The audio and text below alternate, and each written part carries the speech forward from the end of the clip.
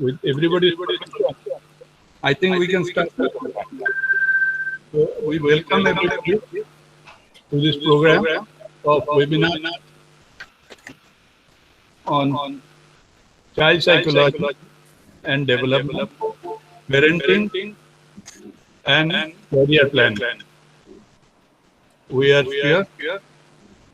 You have gone through the program, and our today's program we have two very eminent speakers, Ruma Purkayastha and Meera Chadha. Ruma, last time she was there on the 21st January webinar. She has a long experience of over 30 years. Is retired as principal of David Children's School, New Delhi, and she is presently mentoring for professional training, curriculum development, and teaching in this. She is teaching here in Noida. In that.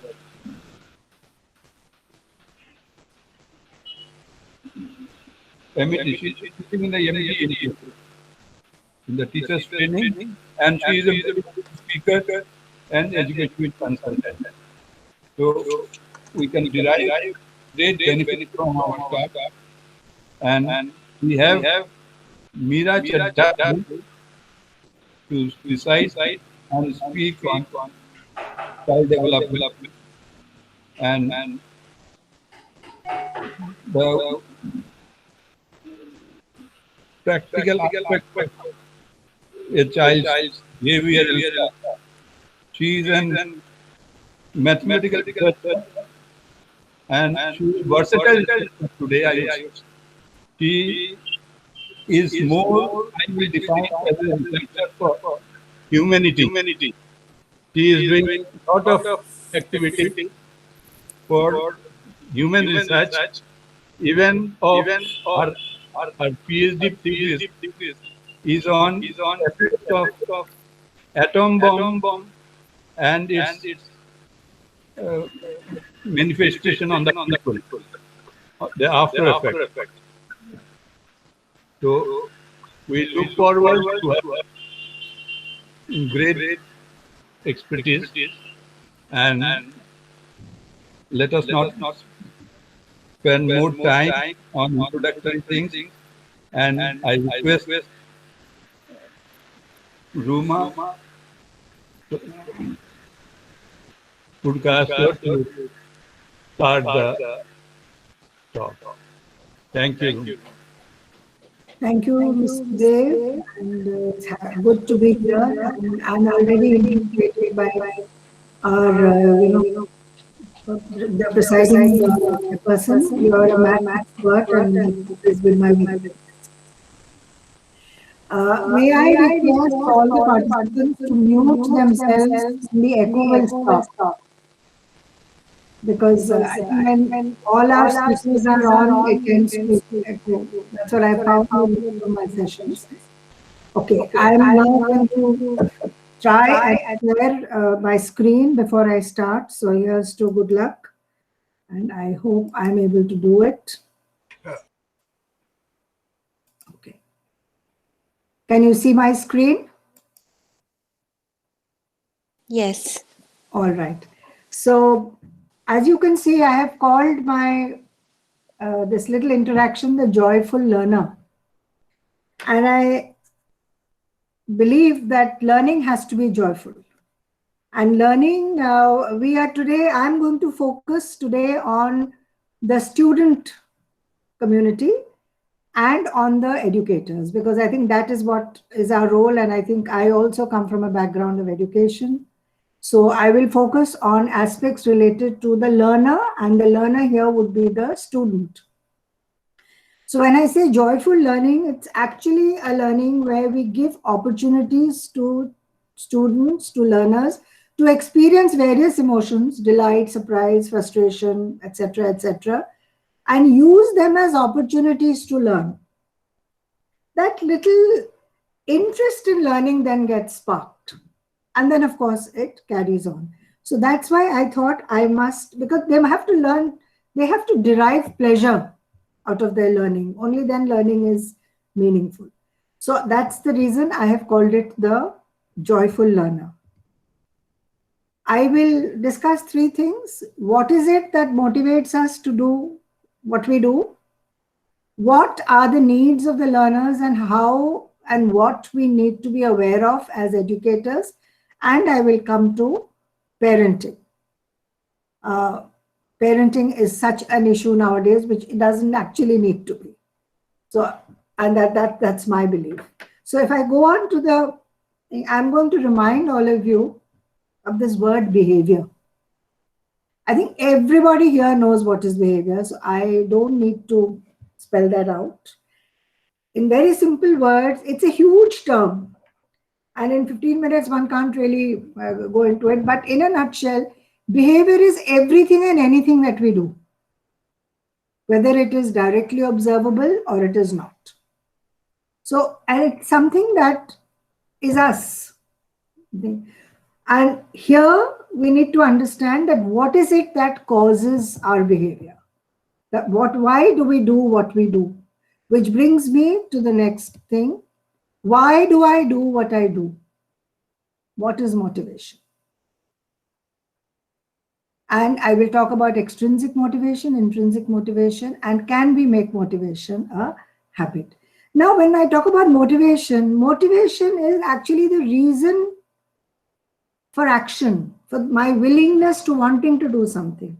We know it's derived from the word mover, etc. I won't go into all that. But it is a need that requires satisfaction.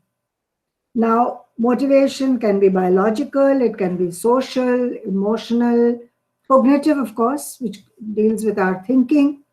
And in very simple terms, as I have written here, why do I do what I do is the motivation.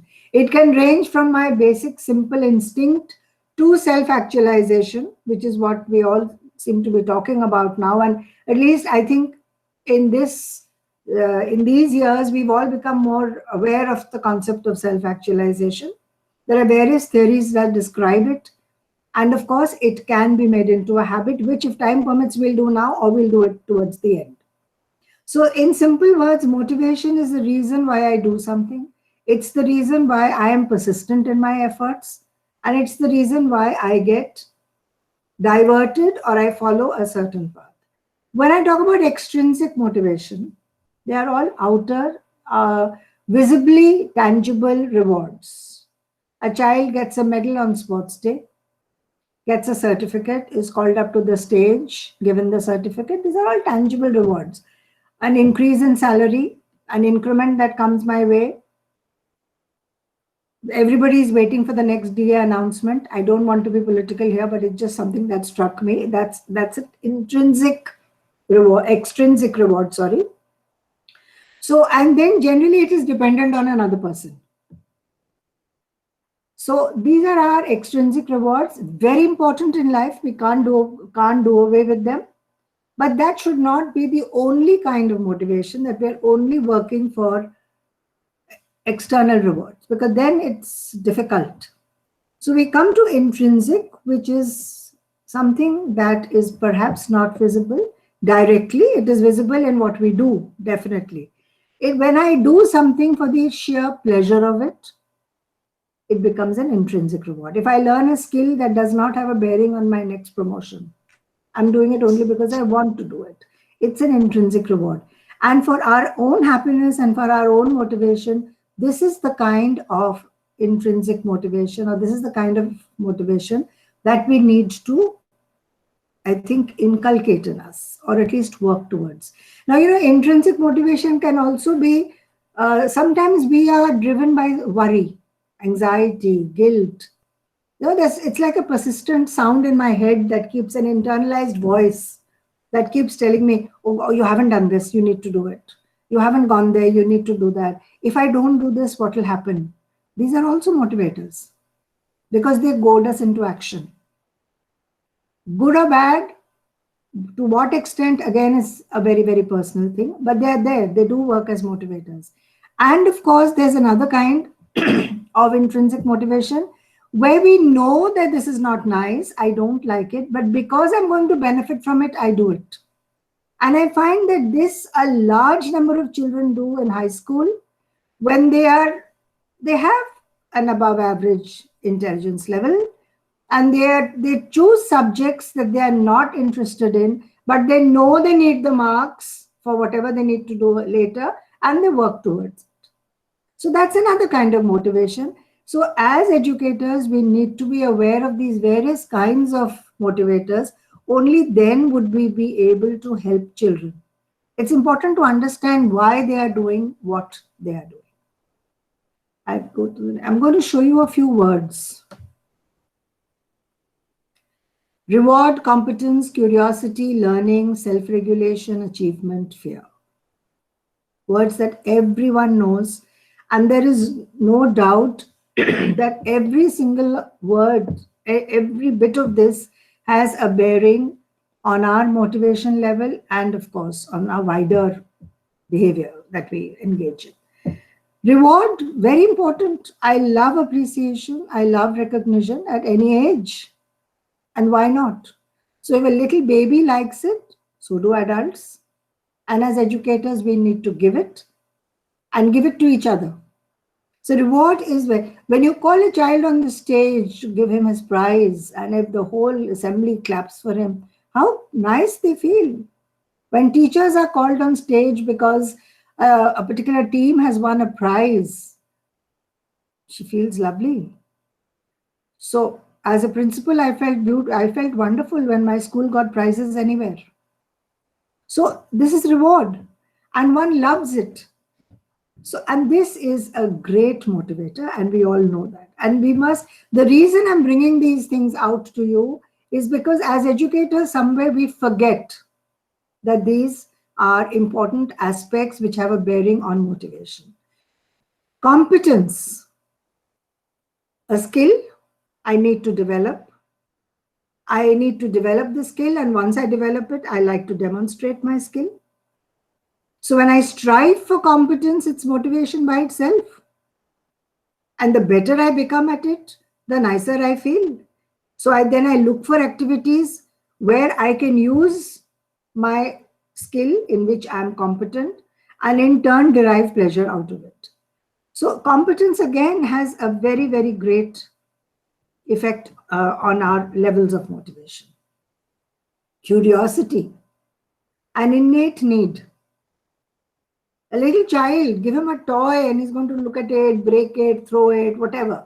It's an innate desire, an innate need to understand, to find out, to search. And somewhere as the children grow up, I think they lose it. And I think for that, perhaps somewhere we adults are responsible for it. Of course, today, I call the generation today they have a mindset of a search engine. You ask them anything and they'll Google and they'll tell you the answer. I don't know whether that is curiosity, because then they're just giving you information that you're looking for. I have had students who argued back and said, ma'am, when we browse through, that's our innate curiosity coming out. So I don't know. I will leave you to reflect on it and find your own answers. But yes, curiosity, the desire for knowledge, the desire to learn, the desire to know more, again, very, very, I'm looking for something, I find the answer to it, I'm further motivated to do something more, maybe something else or in the same line. So curiosity is something that we also need to remember. Learning. Who doesn't know that learning, the more motivated we are, the better we learn, the better we remember. So motivation here is that little spark that ignites your interest in whatever you are learning.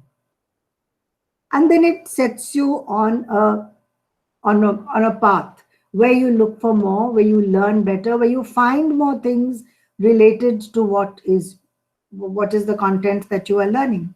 And when you do that, you reach a point of self-regulation, where you're looking for activities that you wish to do.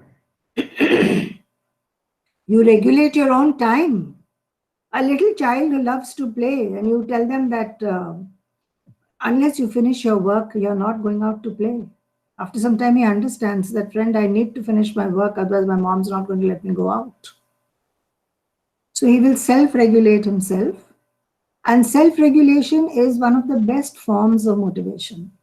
It's closely related to positive self-discipline also, because you are regulating yourself. So learning self-regulation. Let me come to fear. Everybody has fear. I'm still very scared that this presentation is going to collapse at any minute. Now, fear is an internal process of moving away from what makes you uncomfortable. We all like to be in our comfort zones. The moment we are pulled out from there, we have a sense of discomfort. Now, this is what one has to tackle when we talk of motivation. Fear can be a motivator, but overcoming that fear has to be of greater value. Because otherwise, we do things out of fear. If I don't reach in time, I'm going to get into trouble. Yes, that's fear. It's a good motivator. So as again, up to a certain point, it's fine. It's a very good motivator. But over-dependency on fear, again, has a different, what shall I say, a different effect on your own personality. And then there could be over-dependence on fear can have health-related issues, psychosomatic disorders, etc. In fact, there is a beautiful book, I forget the name of the book. I think it is by Steve, who talks about pride being a better motivator than fear. If any of you can lay your hands on it, you could read it. Achievement. Achievement and motivation are very, very closely related. In fact, achievement, affiliation, and power are said to be the three driving needs. And if we have people from the management background in the audience today, you would have done this in great detail. So achievement, people who are high on this need are very persistent. They're able to delay gratification also. So as educators, it's very important for us to understand these and to give or equip children with those requisite skills, psychological skills, that are desirable and usable in our daily lives. Somewhere when we are planning our lessons, when we are doing our objectives, when we are doing all these other, which most teachers don't like to do, we forget these basic aspects and we sort of just look at the content and we plan it out. So these, I would say, are very important and have a very, very direct bearing on motivation. Quickly, as I just said, there's power motivation, when I want to impact another person. There's attitude motivation, when I feel that whoever I am, I can probably influence another person's thoughts or the way another person thinks, and that could be a motivator too. Incentive, fear, competence, achievement, affiliation. Affiliation is our need for belonging. We all have a basic need for belonging. And when I have a need, when I understand or I sort of internalize that I belong here, my sense of ownership improves, increases. And the best output happens when there is a sense of ownership. So when I talk about the affiliation need, I'm not saying that any one of them, none of these work in isolation. They all work together. And you can be higher on one and not very high on the other one, but they're all there and we all have these needs. Depends from person to person in whom which need is higher. Which takes me to the next slide, which is need. Desires, wants, requests, demands, wishes, earnings, longings, requirements, these are all needs. Need is something which is necessary. Something where I need to do something to satisfy my need. Biological needs are universal, and the other needs vary from person to person. The degree of a need varies from person to person, and of course, various other cultural and other socio-emotional factors, but everybody has needs. And now here we are talking in terms of a learner's needs. But before we go on, how can we forget Mr. Abraham Maslow, who gave us this hierarchy of needs? Physiological needs, which are our basic biological needs, safety, Definitely, everybody has the safety needs. And only when your safety and biological needs are met that you go on to the other one. There has been a lot of dispute over Maslow's theory, but we won't go into that here. Love and belonging. These are definitely our social needs, our friendships, our family ties. They all cater to this. Self-esteem needs. When we talk of self-esteem, we are talking about confidence, respect, me respecting somebody, the other person respecting me, achievement, so much. And of course, self-actualization, which I think is a stage where you become more self-accepting, find the passion that you have, and bring out your potential to the optimum, depending on what is it, in very, very briefly. So when we talk of needs, when we talk of learners' needs, we all need to remember this. That is why it's so important for an educator to know that heterogeneous class, those heterogeneous children sitting in her class, with so many minds, so many different homes that they come from, where are they and what needs have been met? It's very important. I know as educators, we can't really go out and sort of ensure that every need is met, but we can do our bit to help these needs to be fulfilled to a large extent. All right, I move on to a learner. Since today we're talking about learners. Now here in this context, my learner is the educator and the student. Because a learner is someone who's learning about a particular subject, about how to do something, is learning. Of course, all of us sitting here are learners because they say that learning is lifelong and it never stops. But right now in this context, we're looking at the educator, the teacher, and the student. And I think both are learners. With all the changes that are coming into education, I think the teacher has become more of a learner now than the student.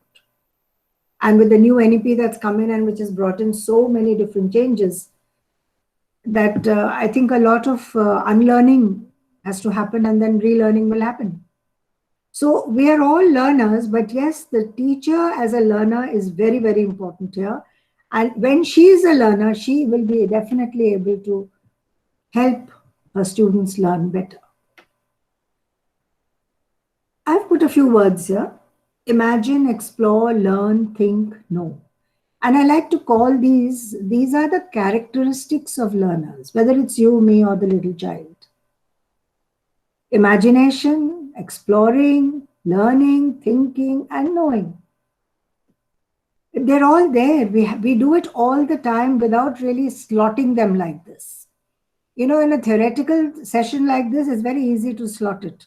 But yes, when you're out in the field, this kind of slotting is difficult. But we slot it so that we can plan our work accordingly. We plan activities in such a way that these characteristics of a learner are realized. Otherwise, somehow we don't give it the requisite importance. So these are some of the characteristics of any learner. Now, in a student context, I would like to group needs of learners like this. As an educator, I need to know that the students who are in front of me have the following needs. And I need to work towards it. I need to make students aware about themselves. I need to be aware of myself, and I need to make them aware about themselves. What are my strengths? What are my weaknesses? What are my talents? What is my aptitude? I need to know that, because if I don't know that, what am I going to base my work on? What am I going to base my learning on? At the very outset, I said I have always been scared of mathematics. Though I think over time, one does learn a lot of things and then you realize that, why was I so scared of maths? It's not so bad. I mean, it's not so difficult. Sorry for the wrong word. It's not so difficult. But definitely, because nobody made me aware that, maybe this skill, the mathematical skill, the numerical ability in me was not very high. But I still struggled with mathematics because in my time, we had class 11 and all kinds of things anyway. So self-awareness for a student to know what are my strengths, what are my weaknesses, and this self-awareness has a huge bearing later when we do career choices. So adults and children must be definitely self-aware that this is what I can do and this is what I cannot do. Educators must be authentic role models. And when I say authentic, I mean real. Be human. If I tell my class, it's not correct to lie. You just told your friend a lie. And I go out and even if it's a little white lie, what kind of a role model am I? I give the students a big lecture on not fighting, and I'm sitting in the staff room and having a huge argument with my colleague. Differences between colleagues will definitely be there, but there are ways and means of. And we always say, if you have to disagree, don't do it within the earshot of the students. So authentic role models, because they are watching you. So I always use the word authentic, because be real. If you made a mistake, it doesn't matter. Please tell them I've made a mistake. And children now are definitely much smarter than they were earlier. See mistakes as feedback. Please keep room for mistakes, because mistakes is what one learns on. Mistake is what one builds on. When when you see a little child walking and then suddenly falling, the parent picks up the child and says, never mind, you can do it, start walking again. When a 5-year-old or a 6-year-old starts cycling and falls, the parent says, get up, doesn't matter, you have to fall a few times before you learn to cycle. You don't instill the fear of failure in the child. Or you don't say that it's a mistake. It's never mind, you've done it. Don't do it again. Let's adopt the same attitude when we do it later. So mistakes must always be seen as course correction. When there's a mistake, please give constructive, actionable feedback and help children to understand that these mistakes are feedback, they are not punishable offenses, which is what we tend to make them out to be. There are various strategies of learning all around us. Every child is different. There are different learning styles. There are different methodologies, which I'm sure if there are educators here, they all know about it. Identify them, tell the child, all right, if this method doesn't work for you, this method will work for you. If somebody is a visual learner, help him to understand that as a visual learner, he needs to see more. If somebody is an auditory learner or has an auditory style of learning, help him or her and say, okay, maybe you need to listen more. Maybe somebody should read it out to you. So these are various things that you can do. If there are children who are very good in kinesthetic thing, help them develop their muscle memory.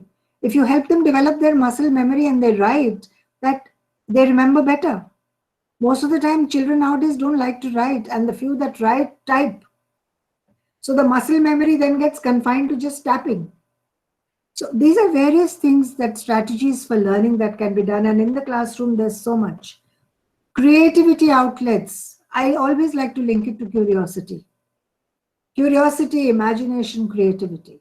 There are many ways of doing the same thing. You don't have to do it in the set way or in that one given way that there is. So there are many ways of doing something. Allow children to explore, allow children to be creative. Let them give out of the box answers. I will share with you that once long back, there was a test, and I think the teacher had asked them to name 2 birds or 3 birds. And the child wrote something which was not in the text and was marked wrong. And that is when the teacher had to be told that, no, you can't mark it wrong just because he's not written the answers that are there in the textbook. This is a bird. So you have to give the child the correct, the requisite marks. You can't just deduct it. So these are creative outlets. I would have stifled his curiosity or his desire to learn more beyond the textbook. So these are various things that children do, and try and make your content relevant. Children, by relevant here, I mean children need to know why they are studying what they are studying. I know there are a lot of activities given in our textbooks. We do experiential learning, we do learning by doing, we do activities, we do nature walks, heritage walks, science exhibitions, all that. That is all to make the content relevant to the child. A little science experiment. How is this done? This is linked to a daily life. I think that's beautiful. Child will not forget, and he will understand that if he's studying something, there's a reason why he's studying something. It's not just because the NCERT or the CBSE has decided that this is part of your syllabus or ratta lagao. So it's important for them to know history. I think children need to know why history is important. They'll always turn around and say, why do we have to learn all this? It's happened, gone. Today it's not happening. But they must understand that what has happened in the past can help you perhaps to avoid what will happen in the future. Or at least you should know how things have evolved. So make things relevant for children. That's very, very important. How do I do it? How do I keep my students engaged? How do I keep my students, motivated so that they listen to me, they sort of, they follow what I do? First thing to do is to build relationships with them. And I know that even in the online forum, in some schools, some teachers are really going out of the way to build relationships and to maintain the existing relationships. That little personal touch. I didn't see you online yesterday. Were you unwell? It works wonders. Children love it when the teacher asks about them.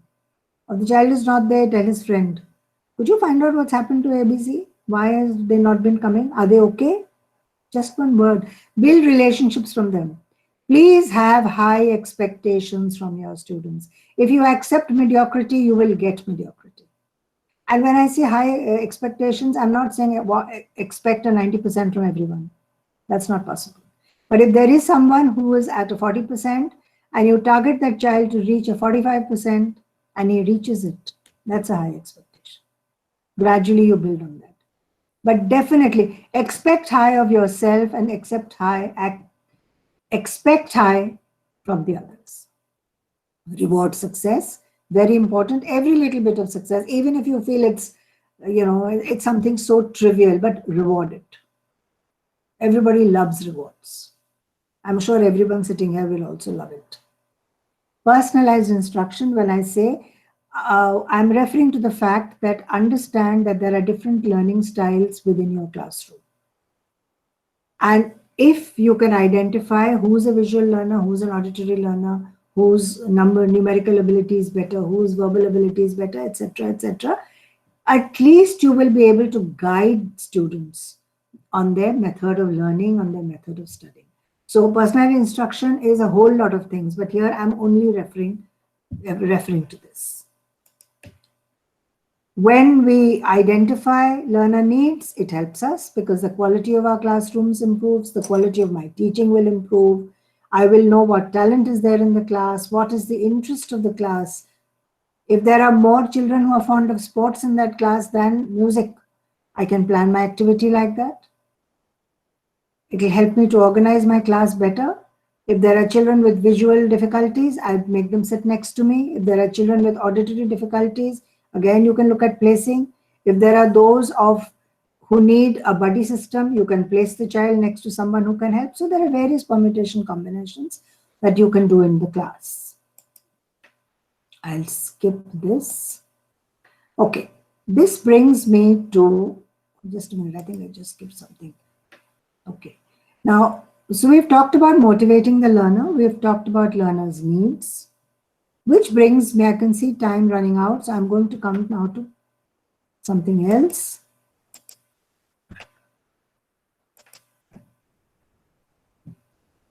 The biggest challenge is to accept that we are facing a world which is very different from the one we grew up in.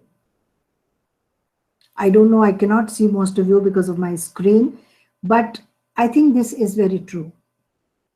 We grew up in a world which was very different. Our children are, in the last 10 years, the world has changed. In the last 1 year, the world has changed. So we need to accept that the world is changing. It's very different. Very different from even my time to those who are 10 years or 15 years younger than me, and gradually. So we need to accept that and we need to move. We need to have a growth mindset and we need to move here. And we need to understand that what worked earlier may or may not work. And most of the time, you know, we hang on to this and we are not able to understand, which is why now I come into parenting. And as parents, we have to understand that things are very different from the way they were when we were growing up, whichever generation you may be in the audience. We need to accept this. It'll make our life so much simpler if we do that. I'm going to show you two pictures. Can you see the two pictures? Can anybody tell me a difference between the two pictures? I can hear if anybody would like to answer. Could anybody answer on the difference in the two pictures? May I, ma'am? Yes, please.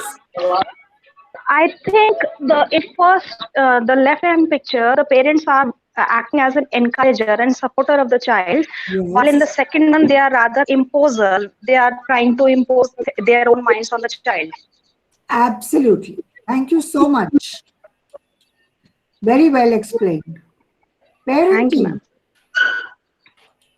I think the basic difference in parenting is the basic thing in parenting is the way we deal with our children, the way we are. You know, in sociological terms, parenting is about care and upbringing of a child. In psychological terms, we add a few things to it. Rearing of a child, the care, the love, the guidance, and the support that we give the child. Raising a child aside from the biological relationship that you have. And parenting, I feel, always has three components. It has the component of your own characteristic, parents' characteristic, your own temperament, your own upbringing, your own mental history, physical history that you come with, your gender, your age, etc. The same thing the child has, the child's own temperament, the child's gender, the child's behavior, age, mental health. So there are two dimensions. And of course, the third dimension is the context, the society, the social network, the work setting, the neighborhood, the community, the school, the culture. Now, all these three are interacting. And that is where parenting is coming in. Now, a couple of things that are very dear to me is that I always believe that every parent is perfect and every child is perfect. A child is born perfect. You become a parent when, would anybody like to tell me when do you become a parent? Would anyone like to share with me? Would anyone tell me when do you become a parent? I can't get any answers. Are you all there? You all want to skip. When you wish to. When do you become a parent? When you wish to. When you wish to. Okay. Yes. Any other answer? I suppose when child starts relying on you, you realize that you have a massive responsibility on your shoulders. So, okay. So, do you become a parent when your child is born?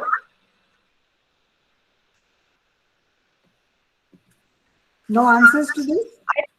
I think it comes across a little later when the realization and the bonding starts, and that is not the physical bonding, but rather the emotional and psychological bonding. Okay. I will go a step further. You know, I think parenting starts when we are growing up ourselves. I like to believe that Exactly. when I was growing up, if my parents said, don't do this, it's not good. Oh, you did that, wonderful. Somewhere in my mind, my do this and don't do this came up. Maybe I wasn't aware of it. And like one of you said, when you know that you have to take care and you become responsible for another person, you start, all those things that are in your head start coming out. So we, in fact, we try and bring up the children the way we were brought up. And there's nothing wrong with that. And when I say that every parent is perfect and every child is perfect, what I'm trying to say is that everybody is a perfect piece in themselves. Every child. There is no second me. There may be thousands of other people with the same name as me, but this me, this Ruma is only me. So everybody is perfect in their own way.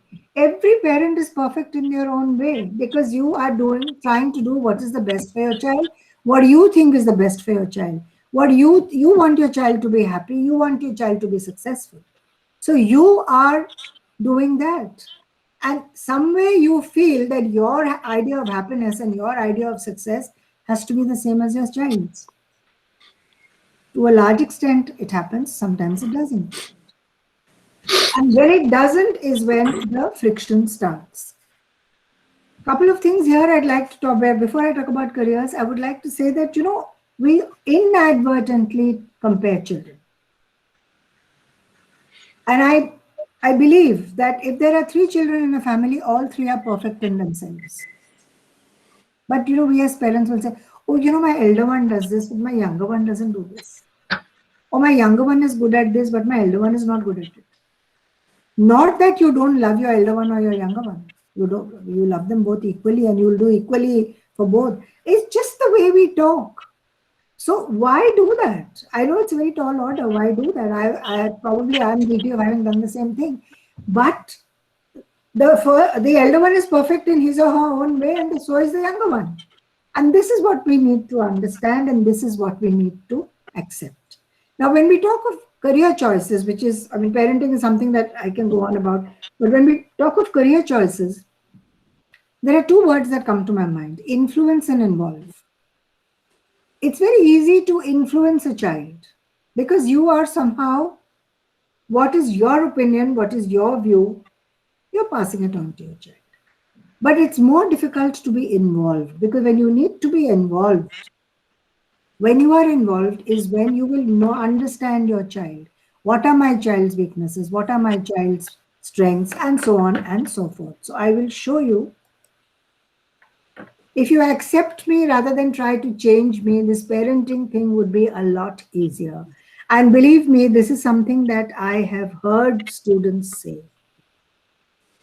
When you talk to them, especially teenagers, and they talk to them, this is what they turn around and tell you, ma'am, why are you telling me? Why can't you tell my parents? Why can't they just accept me for who I am? Why do they want me to be someone that I'm not? And of course, the adults give them the wisdom saying that you're very young, you don't know what's happening. We know what the world is all about. We know what it's been like. It is not necessary that the journey that you've had is going to be the same as what the journey that your child will have. You also haven't seen your child's journey.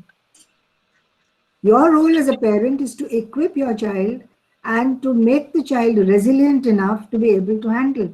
And now in this kind of world, and especially post-COVID, there is this huge talk about learning how to learn. Teach children how to learn, how to change, how to adapt.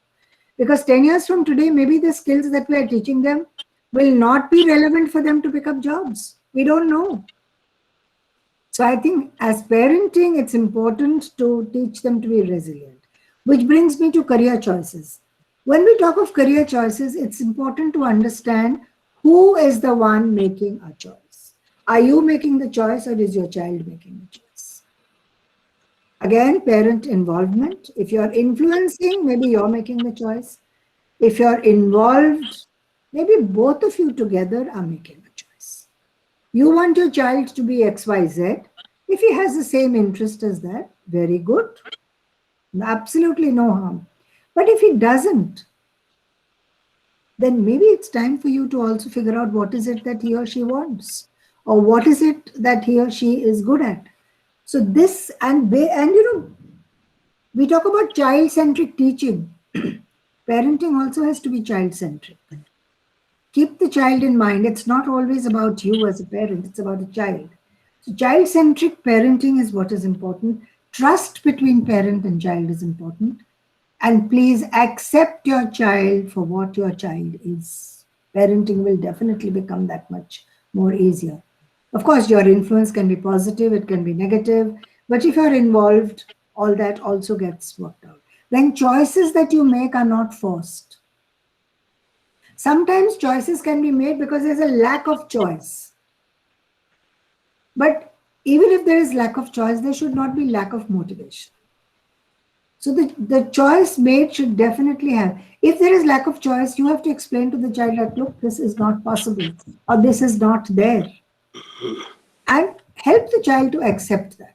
But definitely influencing the child in a way that, no, this is what is good for you and please do it. That is when career choices. They'll do it. They'll join the job. You're very thrilled. Oh, there my child is in this pay bracket, drawing all that will happen. But I think in 5 or 10 years, the child is burnt out in that case. So, and if it's something that the child is enjoyed doing, chosen himself, he's that much more happier. Again, here you have to decide what is, what is it that the child wants and what is your idea of happiness and what is your idea of success. Okay, I'll just have one more thing to show you. I just want to reach out that when we talk of career choices, support your child. When I say do not hover, means don't, always hover around your child. I think you should do this. I think you should do that. Achha, that one is doing this. This one is doing that. That one is filling this form. You also fill it. No, we'll do that interview also. This interview also. Don't hover over your child. Speak the same language as your child. Please. No, my neighbors said this, so I come and say the same thing. Do not speak for them. Let them speak. Listen to them. Then you can give in your viewpoint, but please listen to them. Tap list of careers. Show them a list of careers that are there, and then make them choose. If you're involved, you will be able to get them around to what you think is important. But if you say, oh, this is the list of characters and I have a list of careers, and I have ticked these 3 for you, please go ahead and see it. It's not going to work. Use your network. You do the homework. Even if the child is doing homework, you do the homework for careers. Find out what is available. If you're an involved parent, you will find out. And now, of course, there are lots of fairs and fates and lots of things happening where you can go and find out what is happening. So it's not as if things are inaccessible now. Encourage internships, and I really mean this. If they want to do something, expose them to that. They get to know really whether they want to do it. Many people, when they decide they want to do something, they do an internship and then they come back and they say, no, I don't think this is meant for me. Push passions. If a child is really passionate about something, please push it, because he will excel in whatever his passion is. So I think I will stop here because I can go on otherwise.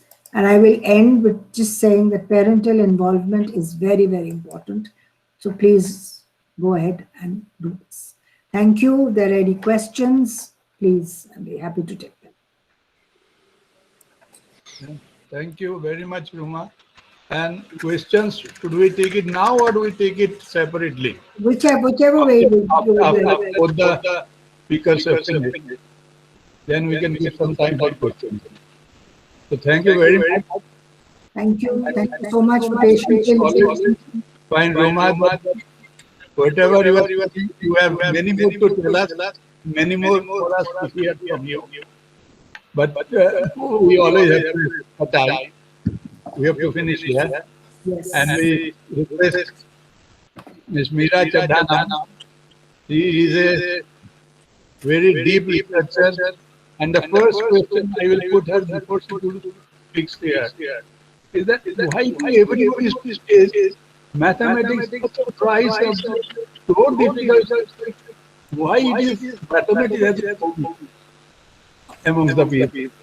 And then Meera has done mathematical perhaps every damn thing and on the top of it for the humanity. How humanity can be accepted? So over to Meera. Good evening, everyone. And thank you, Ruma ma'am, for such a wonderful presentation.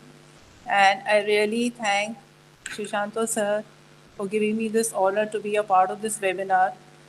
And it's such an honor and a pleasure to share my views and my experiences with you all. So, sir, I'll answer your question. I will just give a little background and probably with a little 10 minutes talk, I'll be able to answer all your questions that you've just raised. So, Ruma ma'am has given us the actual challenges and her on-ground experience, which an educator experiences. Now, I will also, I'll just give a brief background to all my participants here as to my background basically. So, I started my career as a teacher, and my most fruitful experience was in Sadhu Vaswani School, where I had joined as a TGT teacher for chemistry. And chemistry because they didn't have a vacancy for a maths teacher. I had done my MSc in mathematics, so I was looking for an opportunity to teach mathematics. But I got to teach chemistry because vacancy niti, and the Professor Daswani was the person who had taken my interview. So during the interaction that we had for about 15 to 20 minutes, all I could make out was, I mean, he went into the spirituality and he went into what Professor Das, the vision of the school was, Sadhu Vaswani mission.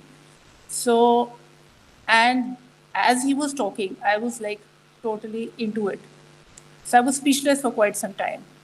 So he says, "Are you there with me?" I still remember those words. He says, "Are you there with me?" I said, "Yes, sir, I'm very much there." So the next thing, I mean, they hardly asked me any questions related to mathematics or something, but all that I know was the principal was, she says, "Meera, we want you in. We don't have a vacancy for maths, but we want you in. So just join us, and as the vacancy comes up, you'll get to teach mathematics." I said, "Okay." So I started teaching there, and within a couple of days, ma'am gave me yet another, the most life-changing opportunity of mine, I would say, and that was to be the convener of the value education program, which the school was starting during that point of time. And Mr. Sunil Kumar was there. He was associated with the Ramakrishna Mission at that point of time. So I was, that was for the middle section. So we started this program of learning the treasures within for the girls of 8th and 9th standard. Now, this was a program which, you could say that that was the time when we were, you have so many questions in your mind. Mentally, you have your family, you have your children, you have your job, and how, as a woman, you try to strike a balance between your work and life, And my husband, I was married to an army officer, so you have a, transferable job. So every 2 years, you're shifting. So you have to settle your children, and too many things were happening. So this program started, in which we started off by telling children as to what the Indian insight was on how to manage your thought, how to self-development, you can put it that way. So in which we used to give out children worksheets in which they used to do some self-introspection, in which, and as ma'am said, Ruma ma'am said, list out your strength, list out your weaknesses. So basically the aim was to understand yourself better. Aim was that. So in which we used to tell children as to everything good that you do in a day, you give yourself plus 5 points, and for anything bad that you do, deduct 5 points. So at the end of the day, you check your score. It should not be negative, and it should keep becoming positive day by day. So that is how we started with this small exercise.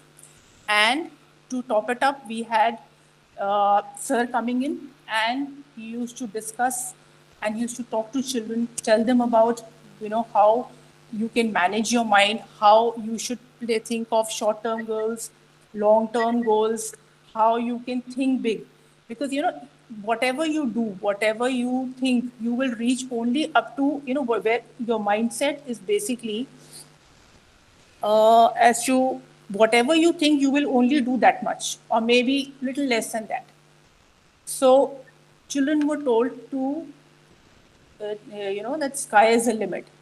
There are no limitations to your where you can go, So those kind of things were told. And we practiced something called self-awareness exercises very often in the morning assembly, in which children were told to, sit quietly in silence, in isolation, in solitude, and be aware of the surroundings. Now, the entire aim of all these exercises was to train your mind to think in a particular positive direction.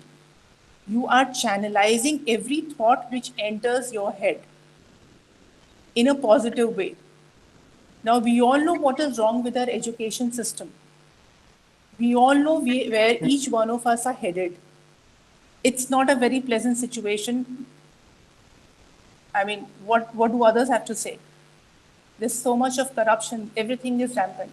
So there is something more which is required. This kind of education of self-development, mentoring yourself, is something which is missing in our education system. Now, I being a convener, so how did this kind of a program help me? I'm just going to give a small example of how from a TGT mathematics in Sadhu Vaswani school, how did my PhD in applied mathematics.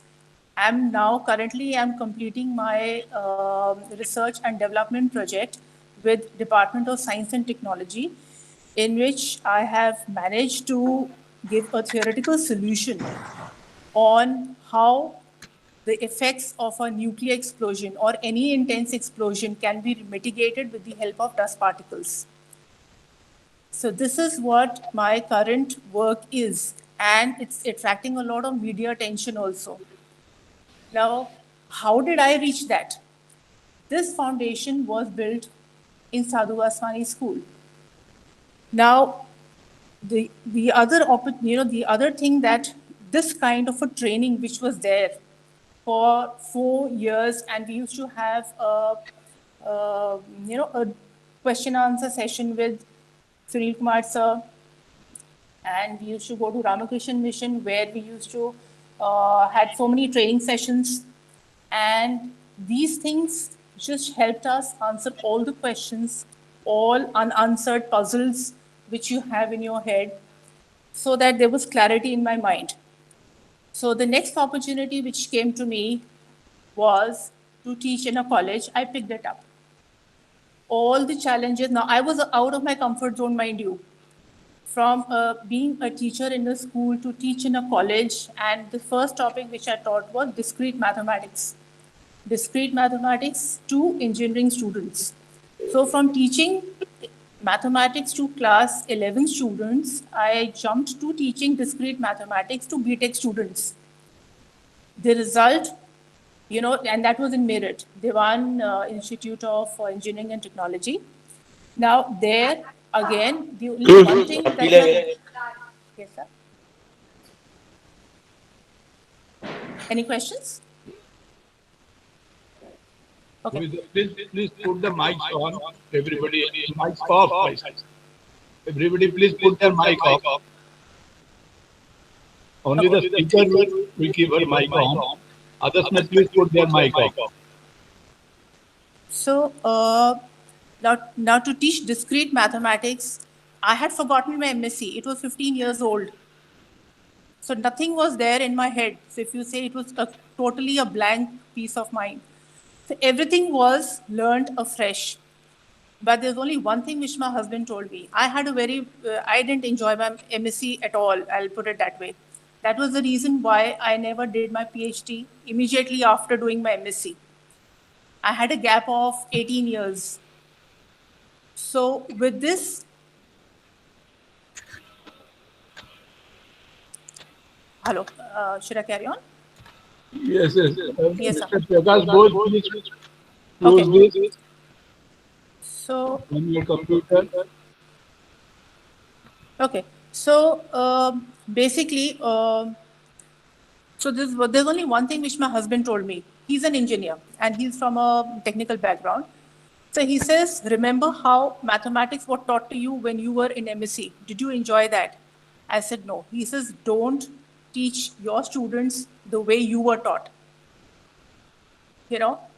So, and that thing kept on ringing in my head. So I made sure I had to learn everything all over again, but that also with, normally what happens in technical colleges, or now that I have an experience of working in a college, in a university and research, now researchers also, what they do is, you have different categories.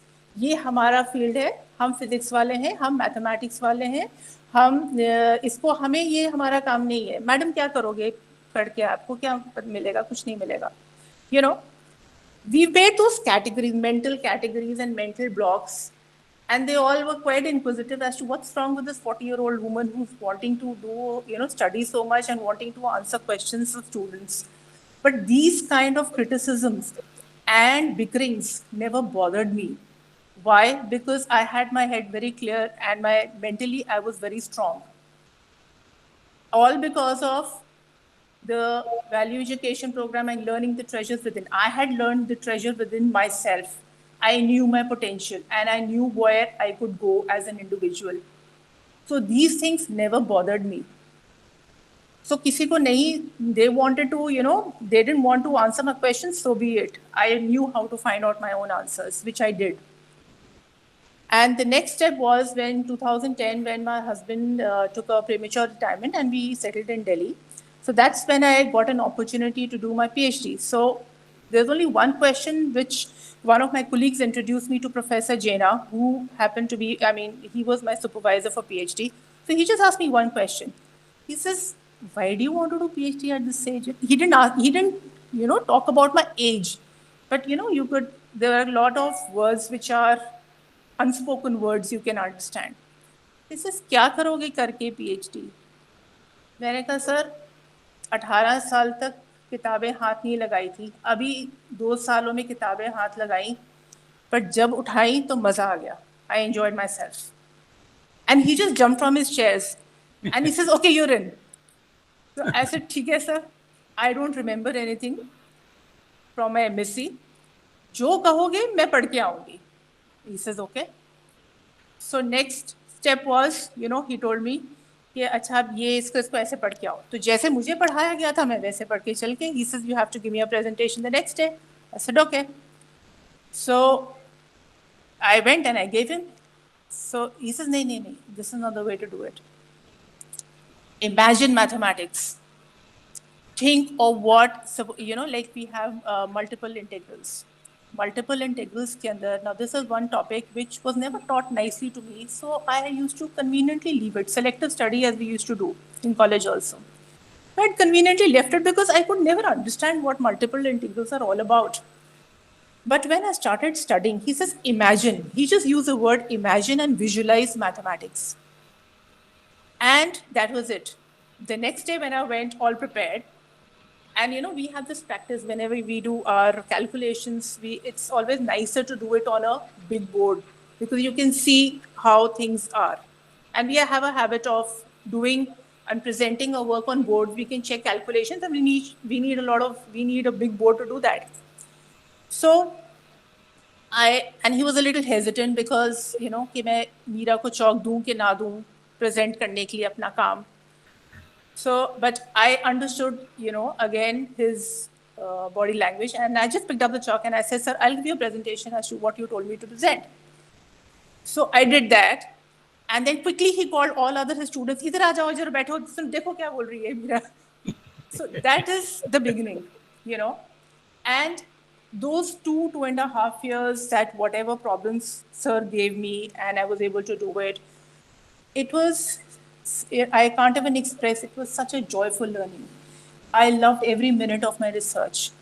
I never thought, कि इसके बाद क्या? I started off, by saying that, yes, I'll have a doctor in front of my name and probably I'll get a college job. But the moment I was into it, I loved every minute of it. And my children, my elder one was in her 11th standard, 12th, very crucial year for her. And we had, just come to Delhi. So I was doing my PhD and I was into my calculations. And, we had this cutoff time, okay, lunch, dinner, this, and in between, get back to your work. So they saw me doing my work. I never had to tell them, बच्चों पढ़ लो, बच्चों अब ये कर लो, अब वो कर लो. There was no such thing. Till date, I never have to tell my children. I have two daughters. Both of them, the elder one is she's a doctor. The younger one is in a medical school. And I have never ever told them, please study. Please study for MD. My elder one is studying for MD. She's completed her internship. I don't have to tell them. Both of them have studied from Russia. And it's not easy studying, going to a foreign country and for 6 years. Complete your studies, come back, clear the, MCI exam, which is again very tough. She did it in the first go. So all these things were automatically, taken over by my children. So all I'm trying to say is be the example or try to be what you want to see in your children. So it was taken care of. Okay, so that PhD finished and then came up my project, and the same thing, I feel the same thrill, I feel the same passion with all my problems, and that is the reason why I've been able to do something which was just an idea in my head. I just thought maybe dust particle, because my PhD basically was dealing with dust particles and its effect on various kinds of shock waves. So I just thought, can I take these shock waves to explosions? Can my calculations work for explosions as well?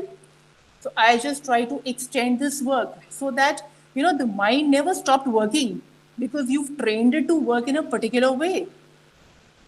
Then there were people कि madam आपको तो job मिलेगी नहीं, आपकी तो as हो गई है, आपका असिस्टेंट प्रोफेसर वाला तो कैटेगरी होगा नहीं, आपका तो ये नहीं होगा. So be it. It didn't bother me. And it still doesn't bother me because I am doing what gives me satisfaction. I am doing what gives me pleasure. I am doing something which nobody else has been able to do. The best of best professors have not been able to take this out. None of the mathematicians that I know of have been able to take out a paper in Royal Society. Let's talk about that. So how come me at the age of 40 or maybe 45 when I got my degree in hand? So I did that. How did I do it? So all I'm trying to say is that potential lies within you. It depends on you, how you wish to control your mind, your desires, how you remain. Now, 3 years of this project, how I reached the solution, how I reached to this conclusion, it was isolation for me. 6 hours of isolation. If I'm always distracted by, whatever politics is going on in the college, in the school, in the family, gone. I have to be careful as to where I wish to utilize my energy. It is limited. Where I wish to look forward to. You have to go away and you have to do away with the negativity. It's there. How you train your mind to do that? It's not easy, believe me. It's not easy, and it's not been easy either. But then, I had that enough strength, and I have that I believed in myself. And all this I could do primarily because I knew the secrets within. I knew the treasure which was there within me. And it's not only in me, it's there in each one of us. This treasure is not within one individual or two individuals or maybe a handful of individuals. No, it is there within each one of us. And it is for us to look for it, to ignite it, and live it. Only when we think in the right direction, only when we speak in the right direction, and we act. So the harmony between your thoughts, words, and action is when you are most impactful. And you're able to convey what you want to the society or to the individual. the way people have looked at me in the last 10 years. 2010, I started my PhD, and I was just another student there. But it didn't bother me. And I was competing with those 20-year-olds, 20, 25 years old. And in fact, my supervisor went on to say, he says, she's faster than all of you put together. You know, she's better. She's the best student that I have. He still says that. And I feel very thrilled about it. I feel nice. And I keep it that way only. You know? So you can give a competition to those 20-year-olds. So it's not, and what is wrong with those new generation? All I'm trying to say is, I'm trying to put a point across. What is wrong with this generation? What is wrong with our teenagers? There's nothing wrong with them, but there's something wrong with the way we have brought them up. There's something wrong in the way we've gone wrong somewhere in our schooling. You know, the home education is almost nil now. The school education, we all know where we are going. We want to adapt to the West, very good, but we don't want to do the whole thing. We just want to do it in bits and pieces, and we want to make the best of whatever, you know, we can, reasonably good scenario. So there's a much more deeper learning which is yet to be done.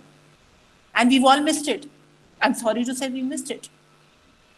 But it's never too late to learn. We as a society have to understand this. Children don't understand this. It is not their fault. We are at fault. If we don't keep pace with their curiosity levels, if we don't invoke a sense of, motivation, passion cannot be taught. It has to be caught. We have to, talk about leaders in our lives. We need to talk about people who've done well in life. How did they do it? How did they spend those 24 hours? Each one of us have 24 hours in a day. How do they spend their 24 hours? And how do you spend your 24 hours? It depends on you. The choice is yours. So motivation, inspiration, everything is important. But to a certain extent, the rest depends on what you do for yourself, how you involve yourself in self-development. Self-development is the key. You have to mentor yourself. You have to come out of your fears and your anxiety and whatever you face. Because now the society is like nobody likes to be mentored. You have to make sure that you are on the path of self-development. And unless and until we ourselves are, doing justice to, whatever we are expecting from our children, make sure that you do it yourself first. They'll never follow you. That hypocrisy doesn't work. It doesn't work ever. It can work once, it can work twice, but it will not take you long. And these are things which keep you grounded. Because as you move on the path of self-development, you are a changed person. I'm a changed person completely.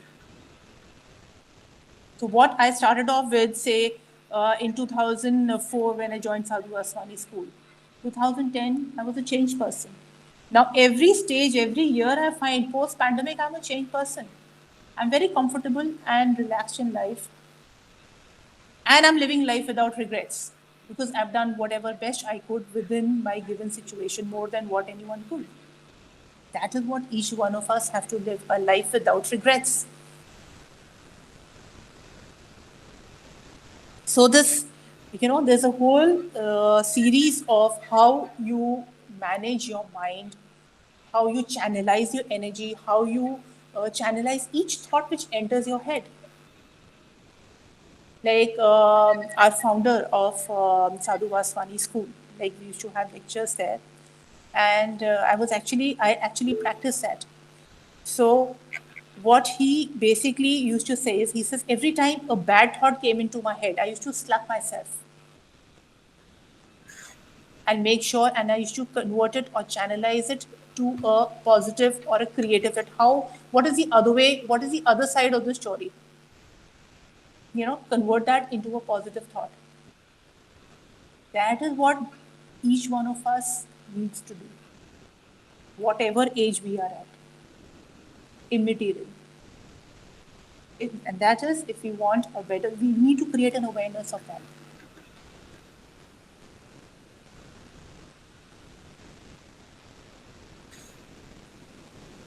That's it.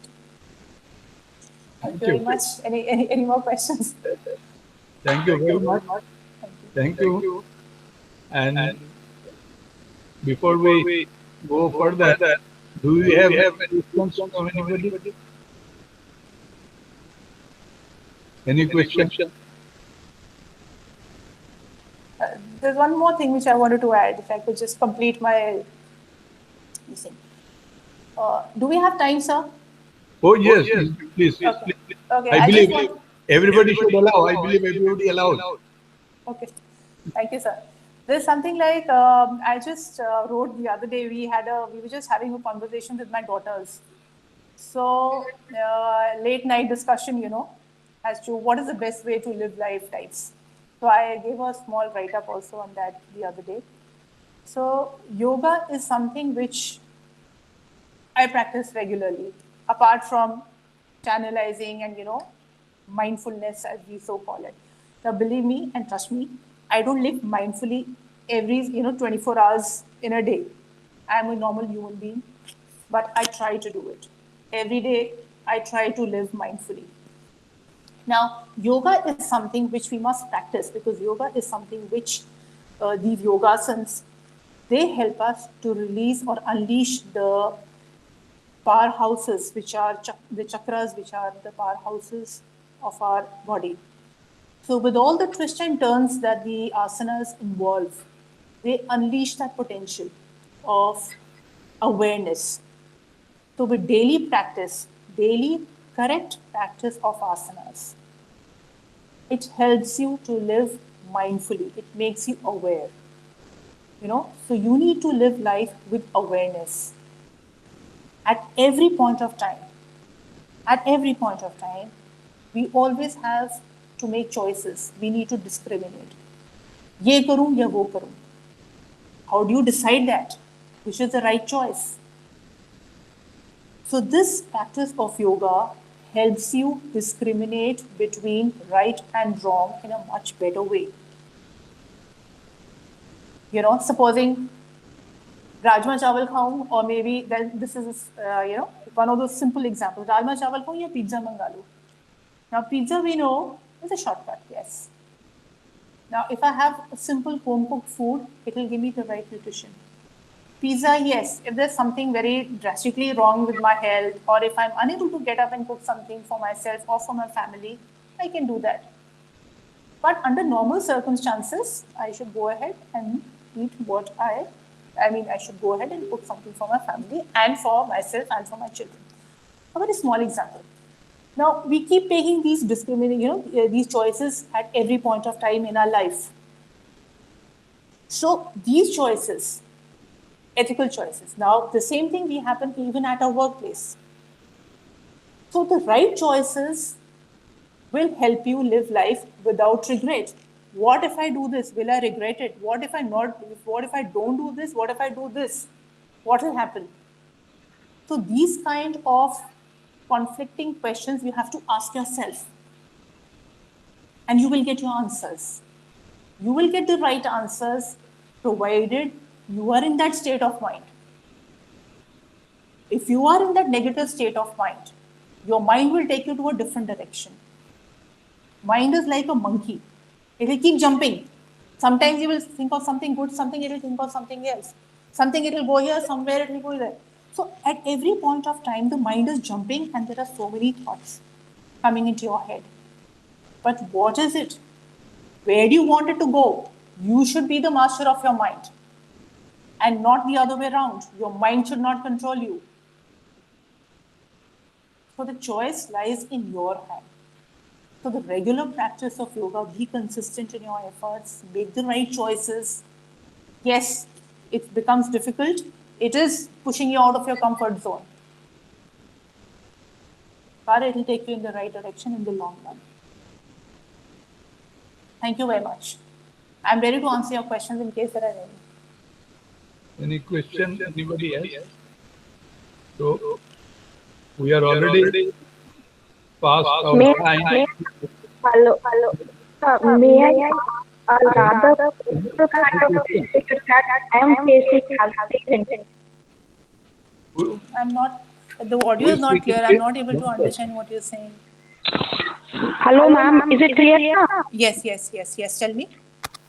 I was asking a rather personal kind of question which is facing dilemma as a parent. May I? It is echoing. I cannot get you. I'm not able to comprehend. It is echoing. Is Richa Sharma speaking? Yes, it is Mr. Sharma. But have you put more than one mic?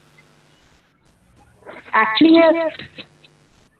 You have activated more than one mic. No, sir. Why it is echoing?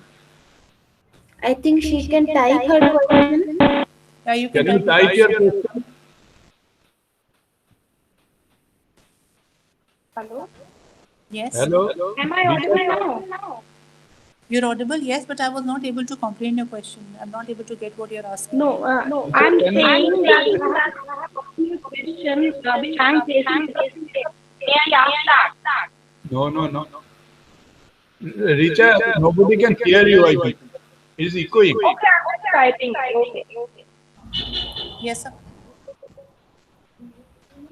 Yes.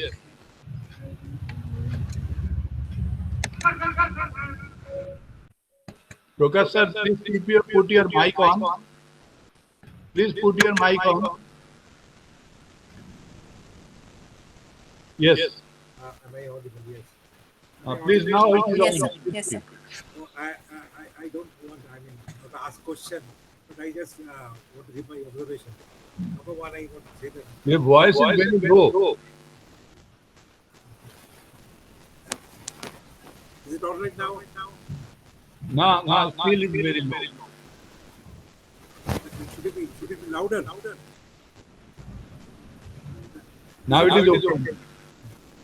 No, I just want to give my observation. Madam very wonderful teacher. And what I just say is that she has been very strong in her what is she believes. We cannot hear your voice. I believe Ida can hear his voice. Yes, sir. I can hear. Oh, Is it now all right? Yes, sir. now it is better. So I mean, give a praise award for Mrs. Madam Chadda. She's very strong in what she wants to convey, what she believes, and this is something rare qualification. Otherwise, I mean, we the other people they are hesitant. We hesitant whether I will be able to do or not. Or what if they listen to me or they will do this. Whatever you decided to implement, that is very good quality. And other than in the beginning, when Pavita was saying that the teacher is a learner, and with this same actually, teaching is learning is a bipolar process. And when Prashanto approached me, that I just wanted to convey to all the teachers that you must attend this type of program unless until you are not interested in, if you are only say that ये attend करके क्या फायदा होगा, ये तो हमें government से नहीं, मतलब हमें मेरे स्कूल से तो नहीं बोल रहे हैं और मुझे कैसे टाइम मिलेगा. So very much missing in our teachers. Oh, yes, sir. Yes. And I just Shanto knows me. Sir, I remember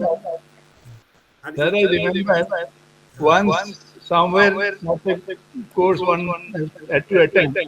All that PhD मिलेगा ना, then only he will attend. So let us leave that apart. वो तो रहेगा ही. Let us go forward with whatever best we have. And there are a lot of very nice people in this world.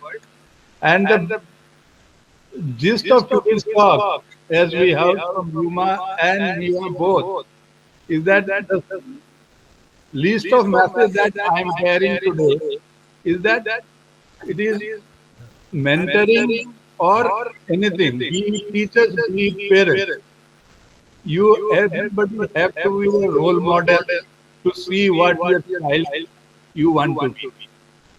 You cannot expect anything from them with you being different. Whatever you be, you will get the reflection in your child. Am I correct, Mama? And Meera madam? Yes, absolutely. Whatever you want, Yes, sir. you must imbibe on yourself that characteristic, Absolutely. and you will automatically get it. It's a mirror to get the reflection. And I do have the practical experience. I have one. I have got knowledge very vividly, so I can vouch for it. If this works, whatever you present yourself, you will get that from your child. You cannot be different. You can. I may say, Yes, sir. right now I got a phone call from Mr. Bhattacharya, S.K. Bhattacharya, they were education Yes, field, yes. and he was talking about you, and he talked about Yes, you, this program, and he was highly impressed that you are doing something out of the way just to help others, not for his specific intention. Okay. Thank you very much for requesting me to be present in the next program. We have next Saturday. So, Sir, Chitraji has a question in the chat box. Richa's message. She has a 14-year-old son who is getting obsessed with YouTube and plans on being a content writer. Now I have understood that whatever you want to be, we will support. But how do I teach you to balance it with studies? The question is to Ruma or Meera. Richa has to inform me. Anybody can answer. Ruma, you will prefer to answer? Okay, I will answer that, and then maybe Meera can add on to it. But before I answer, Richa, I must compliment Meera, because I think it's wonderful to be able to fulfill your passion. And to add to what Meera said, I would like to say that most of the time we are like icebergs. There's a very little bit of us that's above the water, and our potential is all underwater. So I think if we can draw on that and bring it out, fantastic. So, and it was very hard to know that you were at Sadhu Aswani. I also spent many years there. Yes, ma'am. Yeah. And the other thing is that, as Meera pointed out, it brings me back to when I was talking about learners, that the teacher's role is very crucial. Very crucial. If you can, when I talk about the characteristics of the learners and I'm able to know what the needs of the learners are, I think it's very, very important, because only then you can encourage a child. Here we are talking about you who sought inspiration from Dada Vaswani and the background. But for children to be able to, get this kind of inspiration, the teacher's role is very good. So, and you don't know which heart you will touch where. So, I think that's important. To answer, Richa, I think it's a perennial problem that parents have. The 14-year-old son who wants to become a YouTuber and, nowadays they're an influencer and all that, and balance his studies. I have a couple of questions. What makes you think he's not balancing his studies? It's something we need to look at.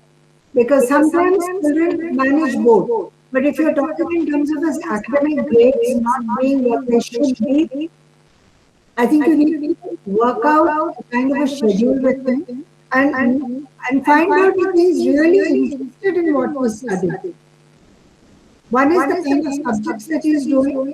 I presume he's at the 9th or 10th if he's 14 years old. Probably would not be in 11th, 12th. So, you can give him, there are subjects that he likes, what are his strengths, and like Meera pointed out about self-mentioning. I think we need to make him do that and understand, does he really want to be a YouTuber, does he know what it entails?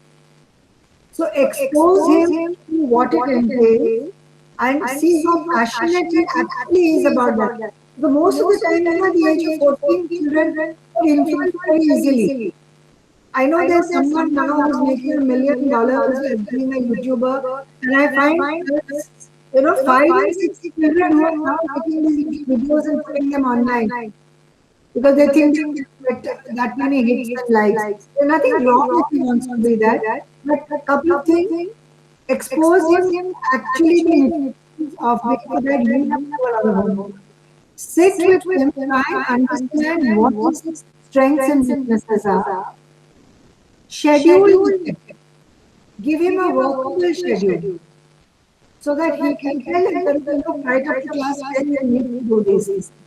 And if you want to one-to-one something with me, I'll do this. Maybe I'll do this, we may not be able to do more details. Mira, would you like to add something to that?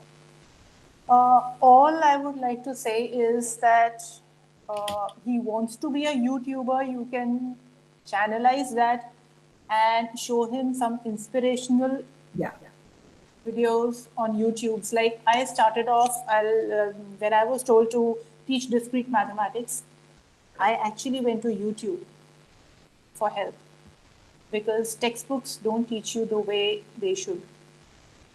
So the latest content which was there, how a particular problem was dealt with in various parts of the world by various mathematicians, I try to extract information from there. And it was YouTube and Khan Academy, which is very popular now, which came to my rescue.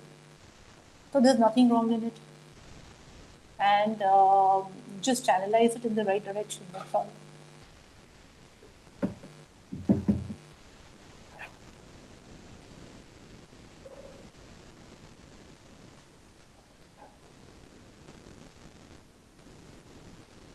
I think we're already at 5:30, so can we close session? Because we're already at 5:30.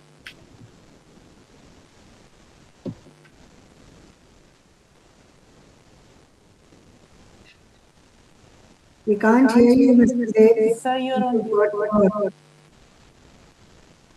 You are on.